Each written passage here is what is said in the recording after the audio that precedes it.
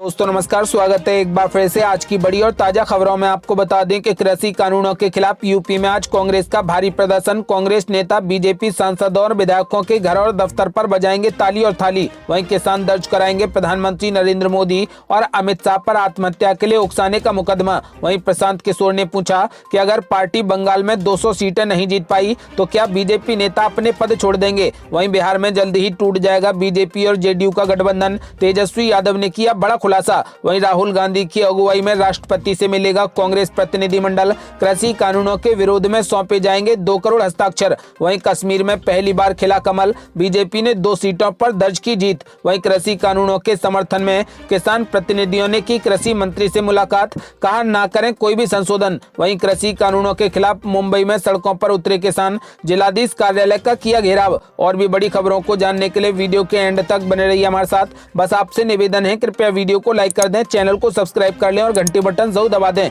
वहीं पहली बड़ी खबर, आज भारत में पिछले 24 घंटे में कोरोना वायरस के 19,556 नए मामले सामने आए, जिससे अब कुल मरीजों की संख्या बढ़कर 1,75,116 हो गई और पिछले 24 घंटे में ही 301 लोगों की मौत हो गई।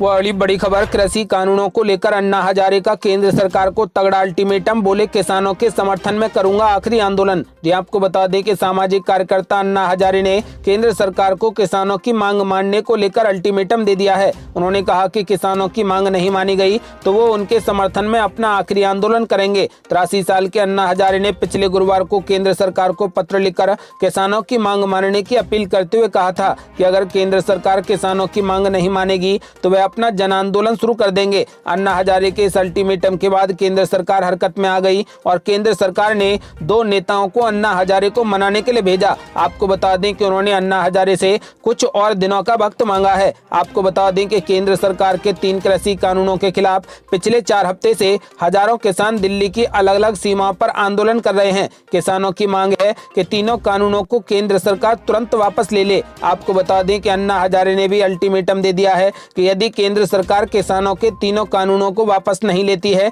तो वो अपना जन आंदोलन शुरू कर देंगे।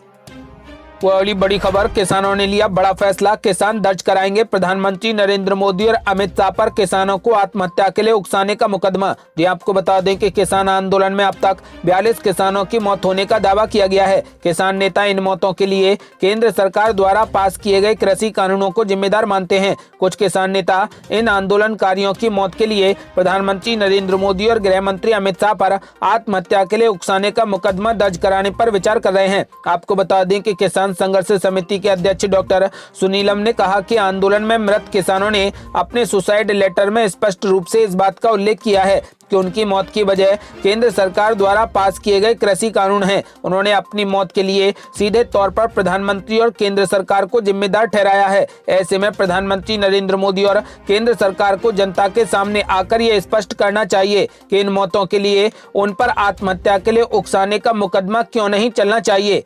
वह अगली बड़ी खबर, प्रशांत किशोर ने बीजेपी को दी खुली चुनौती, बोले अगर बीजेपी बंगाल में 200 सीटें नहीं जीत पाई तो बीजेपी नेता छोड़ दें अपने पद। जी आपको बता दें कि पश्चिम बंगाल विधानसभा चुनाव में बीजेपी द्वारा दहाई के आंकड़े को पार नहीं कर पाने का दावा करने के एक दिन बाद मंगलवार को चुनाव रणनीतिकार प्रशांत किशोर ने पार्टी नेताओं को सार्वजनिक तौर पर यह स्वीकार करने की चुनौती दे डाली कि यदि पार्टी 200 सीटें नहीं जीत पाई तो बीजेपी नेता अपना पद छोड़ दें। आपको बता दें कि किशोर ने अपना आकलन दोहराते हुए कहा कि बीजेपी को दहाई का आंकड़ा पार करने के लिए संघर्ष करना पड़ेगा। उसे पश्चिम बंगाल में 100 से कम सीटें मिलेंगी। अगर उन्हें इससे ज्यादा सीटें मिलती हैं तो मैं अपना काम छोड़ दूंगा। उन्होंने ये स्पष्ट तौर पर कहा है कि अगर बीजेपी उनके बताए गए अनुमान से बेहतर प्रदर्शन करती है तो वे अपना काम छोड़ देंगे। साथ ही प्रशांत किशोर ने पार्टी नेताओं को सार्वजनिक तौर पर स्वीकार करने की चुनौती दे डाली है कि यदि बीजेपी 200 सीटें नहीं जीत पाई तो वे अपना काम छोड़ देंगे।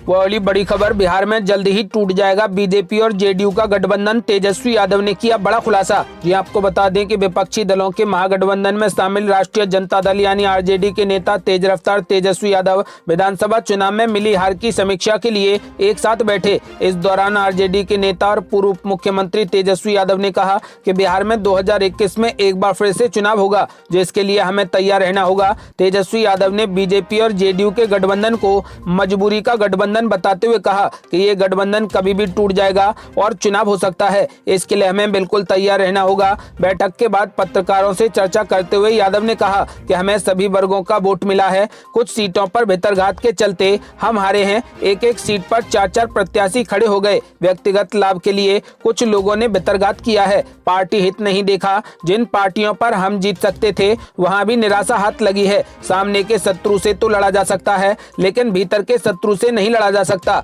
इसलिए अगली लड़ाई के लिए सभी को तैयार रहना होगा और एकजुट रहना होगा। आपको बता दें कि उन्होंने बीजेपी और जेडीयू के गठबंधन को मजबूरी का गठबंधन बताया है और कहा है कि ये गठबंधन कभी भी टूट जाएगा और एक बार फिर से बिहार में विधानसभा का चुनाव होगा। यदि आप भी चाहते हैं कि तेज रफ्तार तेजस्वी यादव मुख्यमंत्री बने तो इस वीडियो को लाइक कर अपनी राय हमें कमेंट बॉक्स में जरूर दें। वो अगली बड़ी खबर, राहुल गांधी की अगुवाई में राष्ट्रपति से मिलेगा कांग्रेस का प्रतिनिधिमंडल, कृषि कानूनों के विरोध में सौंपे जाएंगे 2 करोड़ हस्ताक्षर। जी आपको बता दें कि राष्ट्रीय राजधानी दिल्ली और इसके आसपास हजारों की संख्या में किसानों के प्रदर्शन का आज 28वां दिन है। तीनों नए कृषि कानूनों की वापसी की अपनी जिद पर किसान लगातार अड़े हुए हैं। इधर राहुल गांधी के नेतृत्व में कांग्रेस का एक प्रतिनिधिमंडल इस मामले पर 24 दिसंबर को राष्ट्रपति रामनाथ कोविंद से मुलाकात करेगा। राहुल गांधी की अगुवाई वाले प्रतिनिधिमंडल की तरफ से राष्ट्रपति को कृषि कानूनों के विरोध में इकट्ठा किए गए 2 करोड़ लोगों के हस्ताक्षर भी सौंपे जाएंगे। कांग्रेस नेता केसी वेणुगोपाल ने कहा कि कृषि कानूनों को वापस करने के अनुरोध वाले हस्ताक्षर देश से इकट्ठे किए गए हैं। ये 24 दिसंबर को राहुल गांधी की अगुवाई वाले कांग्रेस प्रतिनिधि मंडल की तरफ से राष्ट्रपति को सौंपे जाएंगे। केंद्र की तरफ से लाए गए तीनों नए कृषि संबंधी सुधार कानूनों के विरोध में हजारों की तादाद में राजधानी दिल्ली और इसके आसपास आकर प्रदर्शन कर रहे किसानों ने अब एक बार फिर से कानून की वापसी की मांग की है। किसान मजदूर संघर्ष समिति का कहना है कि वे कानूनों में किसी भी तरीके का संशोधन नहीं बल्कि इसकी वापसी चाहते हैं।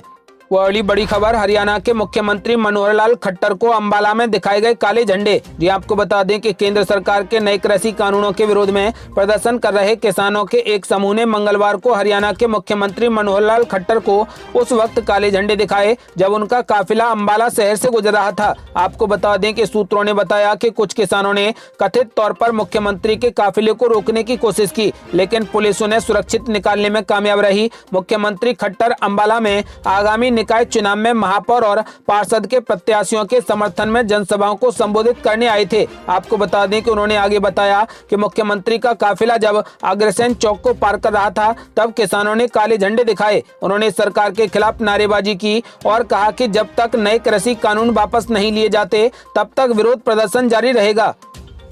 वो अगली बड़ी खबर, कृषि कानूनों के समर्थन में किसान प्रतिनिधियों ने की कृषि मंत्री से मुलाकात, कहा कृषि कानूनों में ना करें कोई भी संशोधन। जी आपको बता दें कि केंद्र कृषि कानूनों का एक तरफ जहां पर भारी विरोध किया जा रहा है और पिछले 28 दिनों से राष्ट्रीय राजधानी और इसके आसपास आकर किसान आंदोलन कर रहे हैं, तो वहीं दूसरी तरफ इस कानून के समर्थन में भी कई किसान संगठन सामने आ गए हैं और केंद्र सरकार से इसमें किसी भी तरीके का बदलाव न करने को कहा गया है। आपको बता दें कि मंगलवार को गौतम बुद्ध नगर के किसान संघर्ष समिति और भारतीय किसान यूनियन के प्रतिनिधियों ने कृषि मंत्री नरेंद्र सिंह तोमर से मुलाकात कर नए कृषि संबंधी कानूनों में किसी तरीके के संशोधन न करने की भी अपील की है। आपको बता दें कि केंद्रीय कृषि मंत्री ने कहा कि उत्तर प्रदेश के कुछ किसान नेताओं ने आज आकर मुलाकात की और कृषि कानूनों पर अपना समर्थन दिया है। उन्होंने कहा कि इन तीनों कानूनों पर किसी तरीके का संशोधन नहीं किया जाना चाहिए। उन्होंने आगे कहा है कि किसान नेताओं ने प्रधानमंत्री नरेंद्र मोदी का धन्यवाद किया है और कहा है कि इन कानूनों से